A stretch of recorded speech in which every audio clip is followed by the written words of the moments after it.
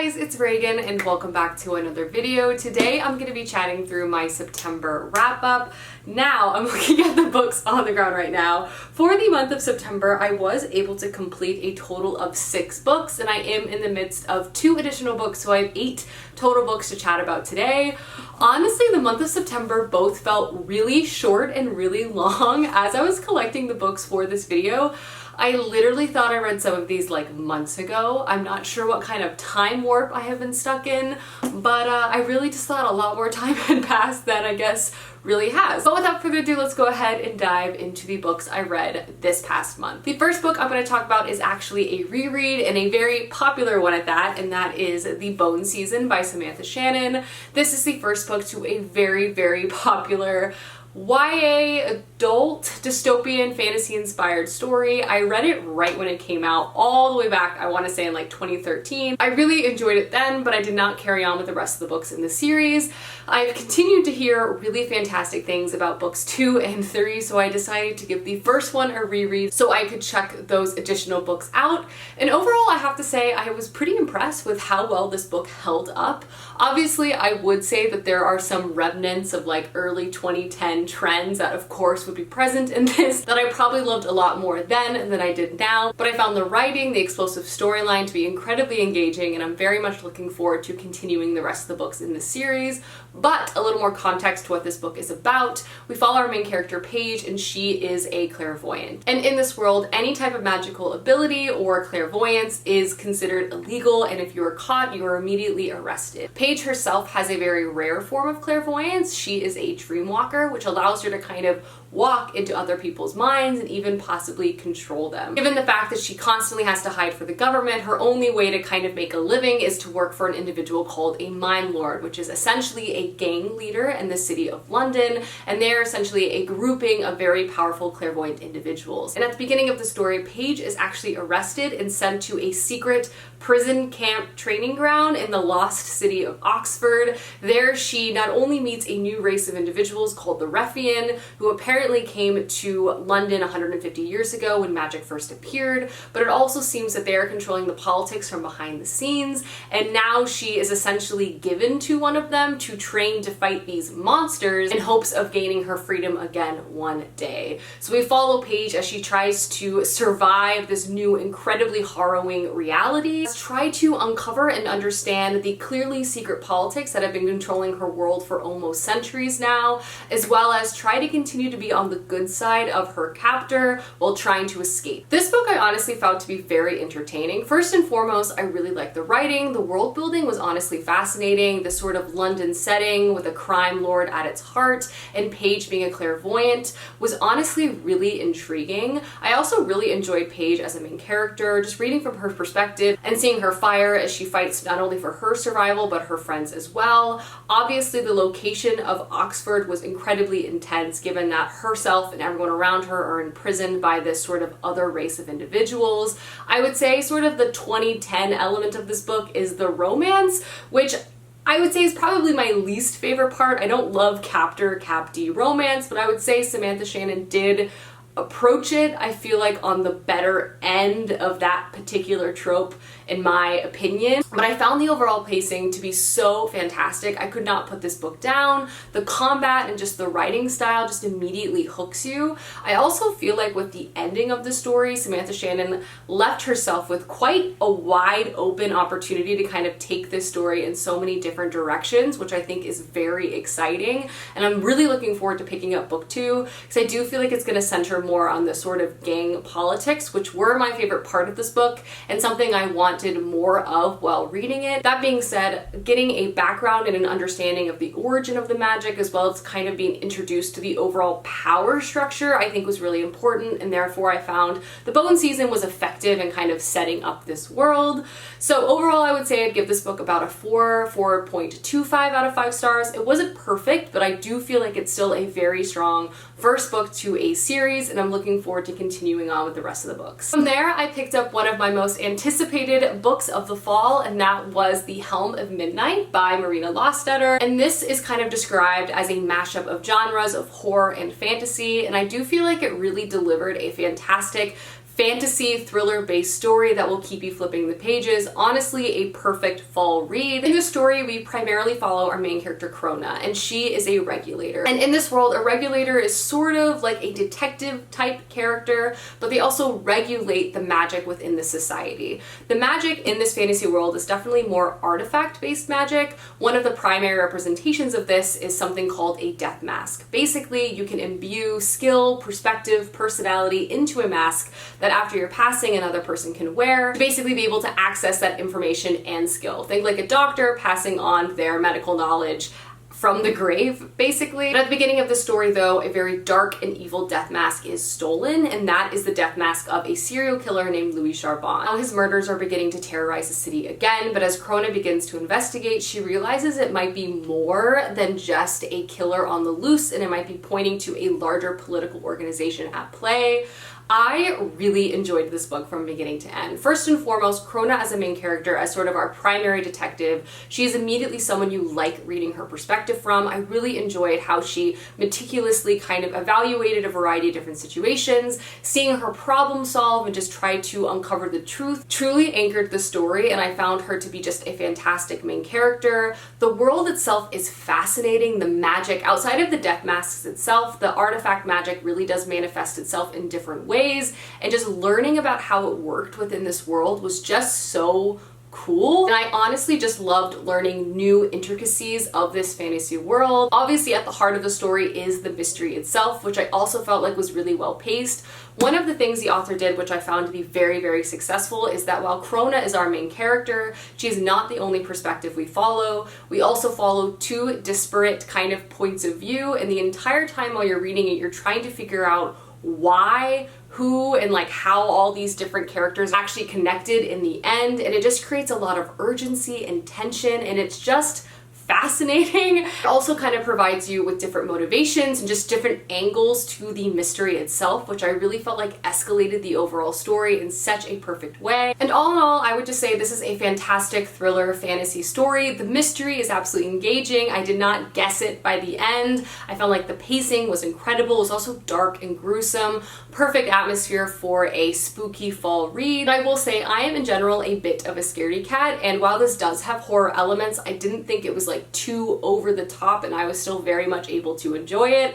I really liked this book. I want more books with Crona as our main character. I do know there is a sequel coming out sometime next year. I will be for sure picking it up. I want like 13 books. I want Crona to be the new Harry Dresden. Just the world is so cool, and she is such a fantastic main character. I gave The Helm of Midnight a 5 out of 5 stars. Next book I completed for the month of September was a historical fiction read, and that is The Mercies by Karen Millwood Hargrave. I'm really happy that I finally got to this book. This was actually a book that Clay picked out for me last winter, and he himself read and enjoyed already. So I was looking forward to picking it up to actually discuss with him this month, which was honestly a lot of fun. And this is a story that primarily is set in a small remote fishing village in the 1600s in Norway. A year or so prior to the start of this novel, this village was struck with tragedy, and that is every man in the village died in a fishing accident, and from there all the women kind of had to band together, work together to ensure their own survival.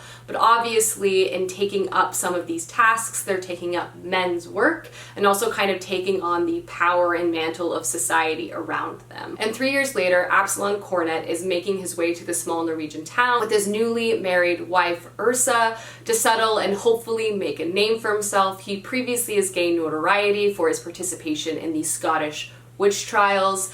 After they settle there, Ursa meets Maren in town, and these two women begin to form a bond as Ursa kind of learns independence and also gains a new skill set from the more self-sufficient women in town. But also these two women kind of grow closer in unexpected ways as well. This is honestly a deeply atmospheric and moving historical fiction story. Obviously by the synopsis, I'm sure you can kind of get a hint of where it's going. The rise of hysteria and also the finger pointing in the witch trials is a very central element to this book, but I would say more than that, it's really about these two women, Ursa and Maren, kind of coming together and kind of exchanging knowledge, exchanging stories, exchanging their hearts, and I honestly found it to be both harrowing and beautiful. The writing style really captured me. I really enjoyed that it shifted from perspective to perspective. It really felt like reading just small snippets of their daily life, these vignettes of them together, but also with other women in town, and the escalation of the trials themselves, as well as the tragedy that surrounds this town. Outside of the beautifully rendered community aspect of the story, I really appreciated the portrait and the story of showing these two women who grew up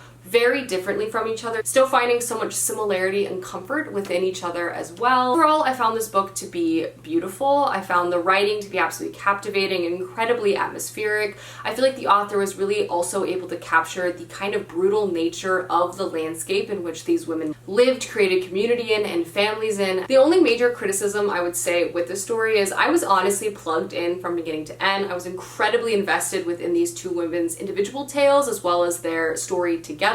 But I found the ending to be very abrupt. So much so it almost startled me. I was kind of surprised how quickly sort of the rising action culminated and then just ended. So with that, I do wish there was a little more time given not only to the rising action and climax, but those few last ending pages. I feel like it would kind of provide a more well-rounded story. That being said, I really did enjoy the story and I would give it a 4 out of 5 stars. Next book I completed is another new all-time favorite. I absolutely fell in love with the quality of the writing, the story, the family elements, just everything, and that is The Inheritance of Arcadia Divina by Zoraida Cordova, and this is Zoraida Cordova's newest release, and honestly, I loved it from page 1. This basically follows the Montoya family, and they're used to kind of strange magical things surrounding them. The family pantry never really runs out of food, and it's understood that the matriarch never leaves her house, not for weddings, not for baptisms, not for graduations, nothing. But when members of this family received a letter from Orquidea Divina herself inviting the entire family to her funeral, they all agreed to attend, hoping to finally get some answers to the questions they've had their entire lives. But once they arrive to Orquidea Divina's funeral, instead of answering anything useful, she turns into a tree right before their eyes and basically warns them of a dark power that has been stalking their family and also kind of bestows upon them a magical inheritance with very little guidance or explanation in how it works. Fast forward 7 years, different members of the Montoya family are kind of discovering their power. They're also realizing that this dark figure from Arcadia's past is starting to stalk the family again, threatening other members. This book is so much about family legacy, blood, and magic. It's just so well written and just so wonderfully captured. I loved it. I also feel like this would make a fantastic movie. I just want more of it. It was just such a lush reading experience. I also structurally really enjoyed how this book was told. So it's kind of set in the present and the past. We have kind of alternating chapters following one Orquidea throughout her entire life, kind of from childhood to adulthood, showing us her different decisions and experiences she had, taking us up to her ultimate settling down in Four Rivers, where she never left again. And then we also follow Marimar and Ray and a few other members of the Montoya family as they're not only trying to kind of uncover their own personal magic, figure out what they want to do with their life, but also fight against this dark figure from Orquidea's past. It was just so good. Not only does it have this central family component and this central like individual character growth component and kind of following these people as they're trying to capture their own personal desires, we also have kind of a mystery element as we're trying to figure out who or what this dark power is from Arcadia's past, and then just kind of living within the past through Arcadia's eyes was just stunning. Just seeing the world, seeing her decisions was just heartbreaking and beautiful at the same time. I just fell in love with this story. It just had so much magic and just so much heart. And again, I can't say enough good things about the writing because it was stunning. It was just stunning from beginning to end. This book is just stunning. I love it. One of my favorite books of the month, one of my favorite books of the year. Pick it up. I don't know. It just has everything I love and more.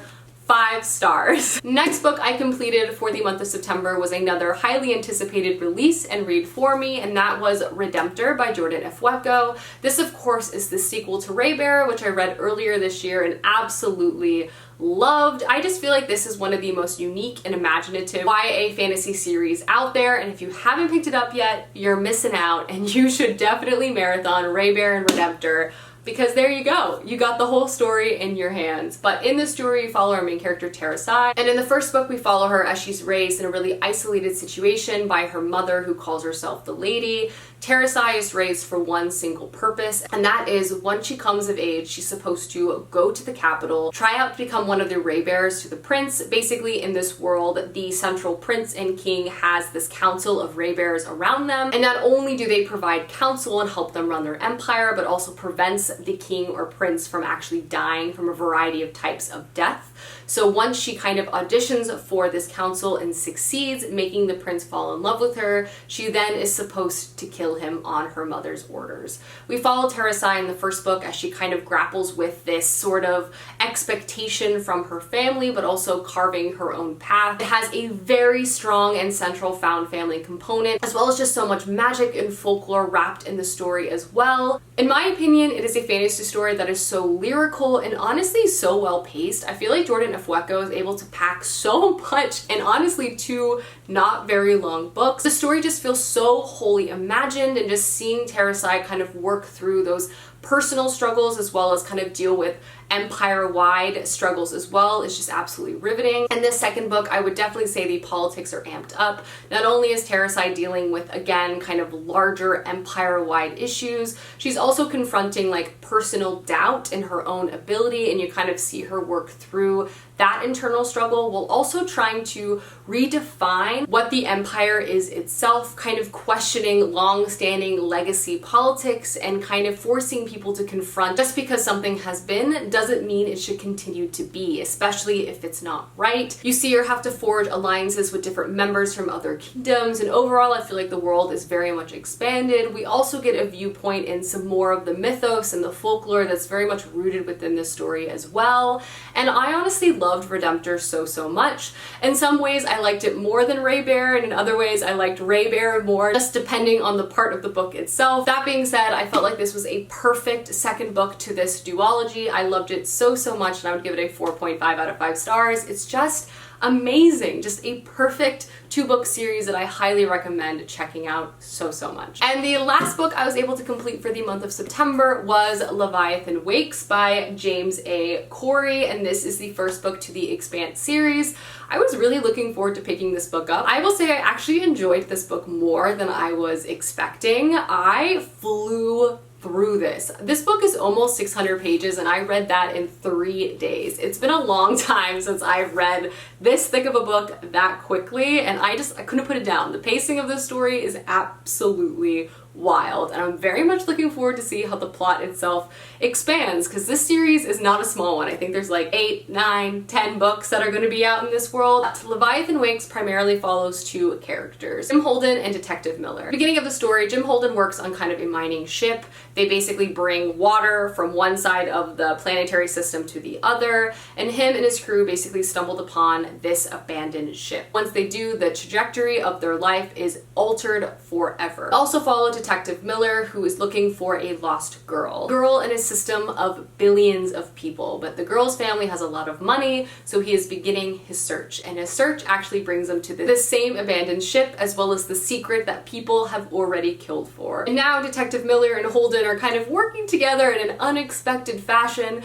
and they kind of have this love-hate relationship going between them. Again, this book's pacing is absolutely wild. Yes, on the one hand, it is a mystery story trying to locate this lost girl. On the other hand, it's also trying to understand the mystery of this abandoned ship that Holden and his team has discovered, and why him and his team were impacted by this discovery so much. But on top of all of that, war has been threatening to break loose for centuries, and the tension within the system itself has been so high, it's really just been waiting for one single spark to set everything off. And outside of the war itself, there also seems to be a very nefarious bioweapon that might threaten the entire system at large, which, again, very much at the heart and center of this story. All in all, I really liked this book. I found the writing to be incredibly approachable. In fact, oftentimes when I pick up sci-fi, I feel like I'm pretty confused for the first 100 pages. It's by no means anything I'm ever mad about, but often I feel like it takes a little bit for me to get settled in the world, understand kind of the structures and the politics and like whatever else is sort of introduced. But I feel like with Leviathan Wakes, it was very approachable. I feel like on page 1, I very much knew what was going on. Obviously, there there is a very central mystery, so there was a lot of stuff I didn't know, but I was supposed to not know it, if that makes sense. I enjoyed Miller and Holden as our main characters. I find them to be a little stereotypical. I do have a soft spot for that sort of detective down on his luck trope, and Miller was very much that. I appreciated their banter with each other, with their crews, but I would say most of my favorite characters were more the people that surrounded them than the two main people themselves. But again, where this book really shined is its plot. I mean, just the pacing was wild. I didn't see anything coming, and there was just new stuff coming like every other chapter. Every chapter was a cliffhanger. It was just so good. And it just makes me so excited to pick up future books because I feel like James A. Corey is going to ruin my life with these stories, but I'm really just looking to see how human civilization and the universe could possibly be threatened in the future. So yeah, I definitely see the hype around Leviathan Wakes. It was incredibly entertaining. I could not put it down, and I would give it a 4.5 stars. And then the last two books I'm going to quickly mention are two books I'm still in the midst of. The first is Amari and the Night Brothers, which I am currently listening to on audiobook. I am just past the 200 page mark, so I have about 170 pages left of the story, and I'm loving it so far. Oh my gosh, this story is everything I love in middle grade. It's charming, it's imaginative, it has a school setting, it has a trial element. It's just so entertaining, and just watching Amari kind of overcome all of these different trials. It's a beautiful story to behold. But obviously I haven't finished it yet, so I can't give a star rating, but to give you a little more context of what this story is about, we follow our main character Amari, and she has never stopped believing that her older brother Quentin is still alive, no matter what people around her try to tell her. So when she finds a ticking briefcase in his closet containing a nomination to the Bureau of Supernatural Affairs, she decides to take it in hopes of locating her lost brother, and when she does, she is thrown headfirst in a new magical world, where she quickly finds out that her brother Quentin wasn't just any person at the Bureau of Supernatural Affairs. He was actually one of the most famous and talented agents of all time, and in fact the conspiracy surrounding his disappearance seems to be even larger and more dangerous than she could have ever imagined, and now she herself is partaking in trials in hopes of becoming an agent herself to uncover the information she needs to save her brother. This book is just so engaging and just so well written and thought out. First and foremost, this Bureau of Supernatural Affairs is just cool. It's full of not only supernatural creatures and magic and just other types of abilities. It also has this very fun element of kind of being alongside the human race the entire time, and they're like secretly saving the day from behind the scenes. It has all sorts of different quirky types of characters, from the boogeyman to Bigfoot that makes appearances, and seeing Amari not only try to confront this world for the first time and learn as much as possible, but also partake in very difficult trials to try to become an agent to save her brother. It's just so admirable. You see her take on other students who have been training for this her entire life, and she herself is just trying her best and flying by the seat of her pants. I'm really loving this story. Again, I have about 170 pages left, and I'm really looking forward to see how it continues to evolve. But so far, I just love the setting. I love Amari, I love her friends, and I love her breaking down all these mysteries and confronting power structures that need change as well. So looking forward to finishing this. I see why this book has so much hype. It's just amazing, and I hope it has like 10 books. This could be a middle grade series that just has so many books, and I will for sure be reading them all. And then the last book I have to show off is Rhythm of War by Brandon Sanderson. No, I have not finished this book yet. Yes, I'm still embarrassed about it, but I'm happy to say I am over the 50% mark. I have read over 700 pages of this story, so I am making progress. I'm not going to talk more about my thoughts and feelings until I finish this book. Yes, I have about 500 pages of this left. I will talk about my final thoughts and feelings in a wrap up once I finish this. Hopefully, eventually. It's been 5 months since I picked this up. Please do not take that as a deterrent to pick up the series. It's amazing. I just haven't really been prioritizing it. I'm like reading it between other books, if that makes sense. I did read about 200 pages of this or so this month, and it was great. But no, I didn't finish it. Alrighty guys, that is my September wrap up. Let me know down below some books you've read recently, as I would love to know, and I will see you soon with another video soon. Goodbye!